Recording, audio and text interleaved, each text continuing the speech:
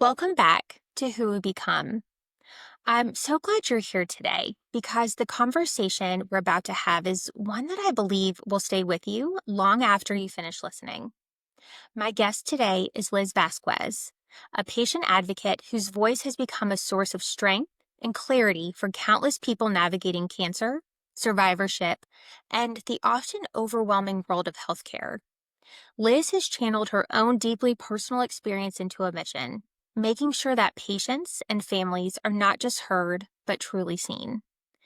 Today, we're going to talk about her journey, where it started, how it shaped her, and what she's learned about resilience, purpose, and the kind of courage it takes to turn your pain into something that helps others heal. Liz, welcome to the show. I'm so honored to have you here. Thank you for joining me. Thank you so much for having me. I really appreciate it. Course. So, to kick off, I'd love to start at the beginning. So, what first inspired you to step into advocacy work? Yeah, so that is a great question. It was my personal experiences with cancer. Um, I lost a sister to breast cancer just a few years ago. I personally myself um, had a rare form of cancer. Um, I lost a very good friend to cancer, um, and cancer's just kind of impacted many areas of my life throughout the years. And in my professional life, I work as a nurse practitioner, and I've just had countless patients had their worlds torn upside down by cancer and how their life can change in an instant just from that diagnosis. So just getting the word out there about how we can be more proactive about identifying cancer, about the research, is really anything I can do to be a voice for cancer research, for helping to identify cancer in early stages, is really what's important to me.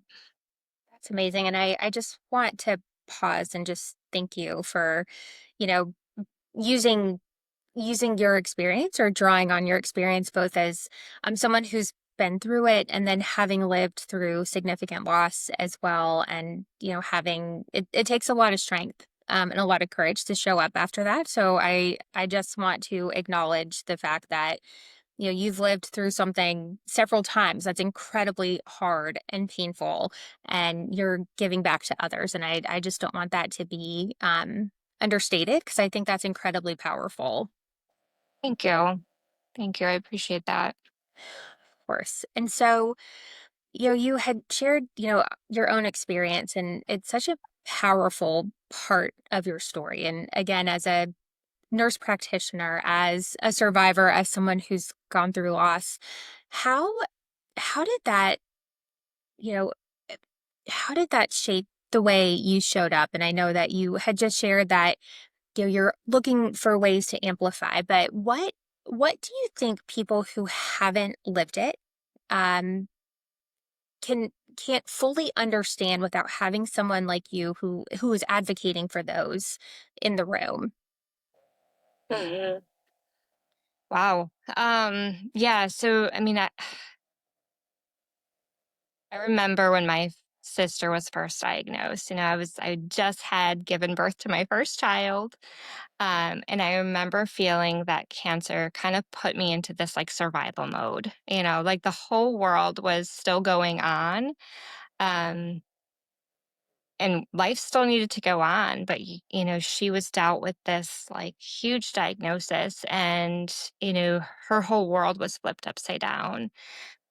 So it made me kind of stop and pause and realize that, everybody's going through something, and the world still goes on. Hmm. Everyone still goes to work, everyone still has their activities, nothing pauses for cancer. Um, and, just kind of um, learning that really, Absolutely. um, it made me look at the world differently. It made me look at people differently. Um, you know, that they've kind of carried this weight with them, that they've overcome something. Um, because when you get that diagnosis, it's like all of a sudden your whole life just kind of flashes through in front of you, and you realize what's really important for you too. Absolutely. Um, the little things that you worried about before, you don't worry about as much anymore. You know, you you you you take that time to really figure out who you are too. Um, I think you're bringing voice to something because it does, right? And something that, as someone who has lived it and then watched someone go through it, life still goes on, and like you are figuring out how to fit into this new world while you're in survival mode, and while you're watching someone you love go through something really hard. That's Yeah, it completely shifts your perspective. right, right, right. And so so far, you've with the work that you do, what's been the most meaningful part of the journey? And not necessarily the biggest accomplishment, but is there something that you look back on that's really impacted you to say, wow, like I made a difference, or I'm bringing a voice to, to this space? Hmm. I think, I feel like my work is just getting started. Um, I think just being there for people going through this right now is, you know, what I feel I can make the biggest impact in. Um, Having people, educating people about early detection. I have a friend that just went for a mammogram 6 months ago, and she did it because of my sister, and then she ended up having breast cancer. She's so incredibly thankful that she went for it. She caught it early. She went through treatment. She actually just rang the bell. Um, but it was that, this can happen to anyone. Um, it doesn't care. Cancer doesn't care. It doesn't matter where you are in your life, what you're doing, what you've had planned, what you worked for, what you've overcome. It can show up at any moment. And, um, you know, eh, less than a year after my sister passed, I had decided to go for an MRI. Just my physician had recommended it for me. And I thought, my sister had a 12-year battle with cancer, on and off. And we had both had the genetic testing done. We were negative, and I said to myself, "There's no way I could have cancer." Like we both went for the screening. You know, not sure what caused hers, and sure enough, I went and I had a rare tumor on my pancreas. Oh my God. That was cancer. So within less than 2 months, which was very rare tumor. So it took a special surgeon to do it. But I had half my pancreas removed, from that. So I never would have thought in a million years that it would have affected me as soon. It wasn't even a year since she passed. Um, but it did. And it didn't care. I was in the middle of switching jobs, finally got my dream job. It didn't matter, so I think the importance of that early detection, of making sure that you stop and pause for yourself. Because if you can't take care of yourself, you can't take care of anybody around you. And our health truly matters. And even though I was still grieving, my sister, I still got in the car. I still went for the test. The whole time I was there, I said, there's no way, I'll go for it. And I'm so glad I did. Um, because who would have ever thought? So I think the biggest thing is just really educating colleagues, friends, patients, um, educating the community about, the need for early detection and the need for research, Absolutely. the need for continued research. We have come so far in our ability to treat cancer. It's amazing what we're able to do now. I am just overly blown away by, the different treatments that are out there. But I feel like we're just getting started with that too. And that comes from funding and from the research that comes with it. And the other thing that I've focused on with my career professionally is I've spent a lot of time working in rural healthcare and just seeing that not everybody has access to care. Hmm. Not everyone can get to have their mammogram done. Not everyone can get to have their blood work done or um, their colonoscopy or their chest X-rays. You know, some people struggle just to have basic, primary care exams. So really just getting the word out there that you know it this is something that affects everyone, and working on finding that solution. I don't know, if we ever will fully find that solution, but making sure that everybody has that access to care and that they can afford it. Um, because that's the other thing that comes with it too is the medical expense that comes with cancer and how it affects people. Uh, Overall, that's the biggest thing is just is providing that education. Absolutely. And I want to go back to something you said as well around early detection and, taking care of yourself, because I feel like as, you know, professionals or parents or moms or however you identify, it's we tend to put ourselves on the back burner. And but without, you said if we can't take care of ourselves, we can't take care of others. And I think the need to pause and to say, you know what, I need to invest in myself. Like I'm important too, and I need to take that time. And you were able to save a friend's life by advocating for early detection. You saved your own life by going and taking that time. So I can't reiterate enough, and I just want to ensure that message gets across that early detection truly saves lives.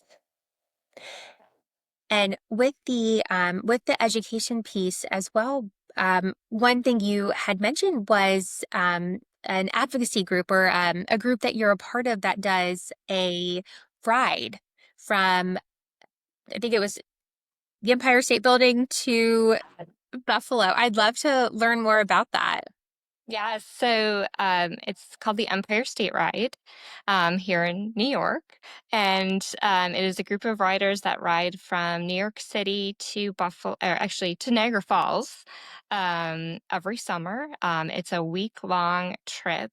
And they practice all year round cycling, and they do it to raise money for cancer research.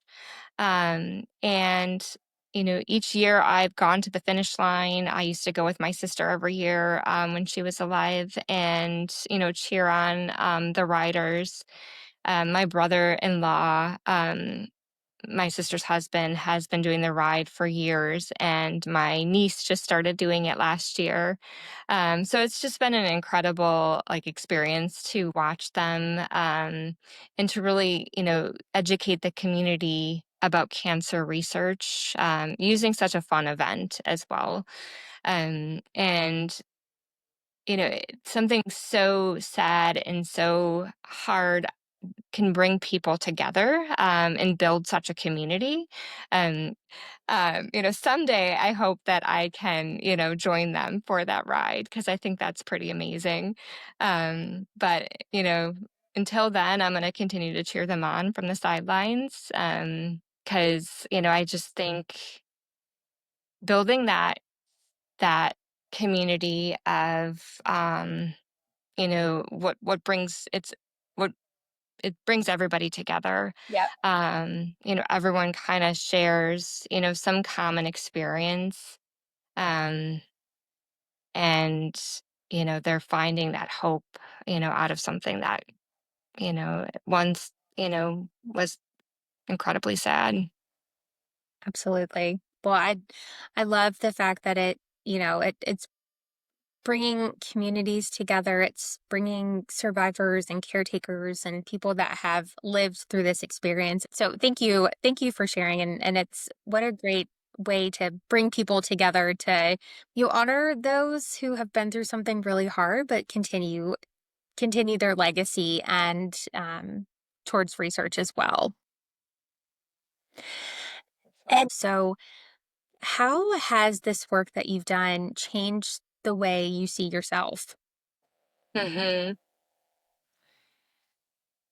I think it's given me more courage, um, to kind of stand up for for something that I believe in, um, to, really be that voice, of, hey, like we need to stop and pause. And, this is a real issue, that it's affected so many people. And, I think when I look back, I feel stronger because of it. It's given me, it's given me a sense of community. It's given me, I've learned a lot from it, overall. But it's given me a way to get back to, overall. You know, my I always refer back to my sister because she was always the very vocal one. She's my older sister. So, I was the one that kind of, you know, I was the younger sister that kind of trailed behind. So I, obviously, followed in her footsteps. But, my job is to get back to her. My job is to do what she's can't do anymore, because I know that if she was here, she would be, using her voice to advocate, to teach others, to get people the help they need. um so for me, I feel like it's made me incredibly stronger, and it's made me, it's just taught me a lot about other people. And and I think the other biggest thing that has come out of it is just learning how to, kind of live in the present day, um, as you're doing this. Absolutely. And what a beautiful way to honor your sister's memory and to continue her legacy as well. That's just incredible. And so you've been in rooms where decisions are made about cancer care and research. Why do patient and family voices matter so much in those spaces? And what gets lost when they're absent? Mm. Yeah. I mean, it comes down to the patient, right? It comes down to doing what's best for the patient. There's an entire team of medical providers and, workers, but that patient is the center. So without that voice of the patient, it's hard to know that we're making that right decision.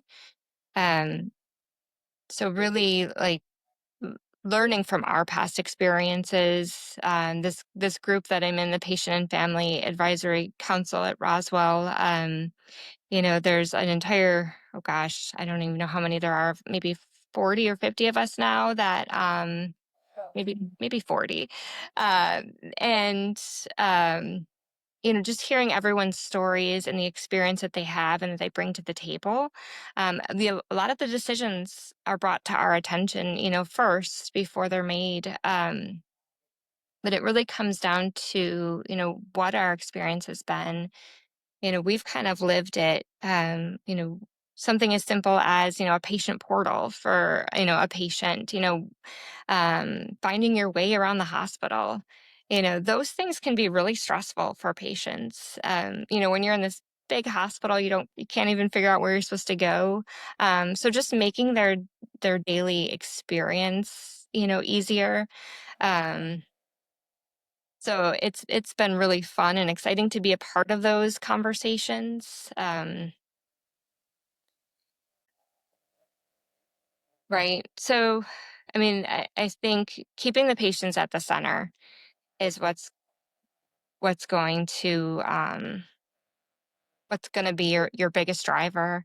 Um, when the patient's not there, things tend to become a checkbox. Yeah. Things get done, but they don't get done with that same sort of nurturing and empathy that you would if you knew that patient at the center. So really learning and taking the time to learn about each patient and what their needs are, what works best for, a variety of patients. Without that, it becomes, we lose that empathy, we lose that compassion, when the patient's not there. Absolutely. And I love that there's a group that's advocating for the patient. And even to your point, something is what some may consider simple of going through a hospital when you're in this moment of fighting for your life. And it's just another thing you have to figure out. Just being able to remove those obstacles or those things that feel overwhelming is so powerful. So I know the work that you're doing up there is impacting the patient experience so positively. And I hope that other hospital systems and, anywhere that's taking care of patients can learn from that. Because there's a lot of opportunity just in the patient experience. Absolutely. And so if someone listening just received a diagnosis and maybe they're feeling scared, alone, and don't know what comes next, what would you say to them? Yeah. Yeah, that's incredibly hard. The biggest thing is to, one, stop and pause and just breathe. Um, can't tell you how many times I've said just breathe. Um, and then second, living in that moment. I I think I've learned from that cancer's taught me anything, it's how to learn in that present moment. Not worrying about the past, not looking at the future, live each day how you want to live that moment and how you want to live that day. From a medical standpoint, I think um, every patient needs to be you know, they need to be their own strongest advocate. Um, I've know several patients, I know several friends who have gotten several opinions. They didn't just stop. And I have some that are, incredibly, grateful to this day that, they did seek out additional advice and additional recommendations. So really just doing your research. What are your treatment options? If something doesn't feel right, there's a reason why it doesn't feel right. Um, if you don't feel well enough to do that advocacy for yourself, seek out an advocate, seek out a friend, a colleague. There are so many people out there that are willing to help, um, help be that advocate to make sure that each patient is, making the best decision that they can. Um, for themselves. So, that would be the biggest thing. And then lastly, just lean on other people for help. Um, um, Different because they have it. And I think, I saw that from my sister having it for so long. She didn't fit in with the world because she had a diagnosis that was terminal. And just knowing that Um, there are people here that, you can lean on, that can always ask for help, that no one should feel that isolation. Absolutely. No, it can be incredibly hard when you are suddenly thrust with this new identity that there's really no framework, no roadmap, and you're still expected to live as you were before. So absolutely advocating for yourself. And I love what you said. If you can't, there are people who are willing and want to help advocate for you and ensure that you are getting the best care, the best treatment, and the best experience that you can as you're going through something so incredibly hard. Yeah. Yeah. Roswell Park has, like a they have patient advocates, in addition to like the advisory board, for patients that, just kind of need that additional, advocacy, someone to kind of, help map it out for them, help kind of guide them through this, challenging healthcare world that we live in. Because next thing you know, you go from, no appointments or maybe very few, provider appointments, and now you have, doctor's appointments every day, and different tests, and next thing you know, medical bills are coming in your way, and it can be incredibly overwhelming. I've had patients in my career that they've given up. They've actually stopped. They've stopped going for treatment, or they stopped going for their scans because it's just too overwhelming for them. Um, so you know, knowing that there's always somebody there, you know, t- that taking that moment to just breathe, and someone's always there. Lean on the people around you, um, and please don't give up. Is what I would say. Absolutely. Absolutely. And so as we close, you've shared such a deeply personal experience with your sister's journey, your own journey, and then now the advocacy work you're doing, your work as a nurse, taking care of those in the system. How do you want your advocacy work to be remembered? And what do you hope people carry forward because of the work that you've done? And just knowing that, if you are given that diagnosis, that you are not alone. And that there are people out there, there's a community out there that, can support you, and help and guide you through this. And, just continue to lean on those around you. Um, yeah. It's beautiful. And I think that that comes through in the work that you've done, um, what you've what you've done so far. And then, like you said, we're just we're just getting started.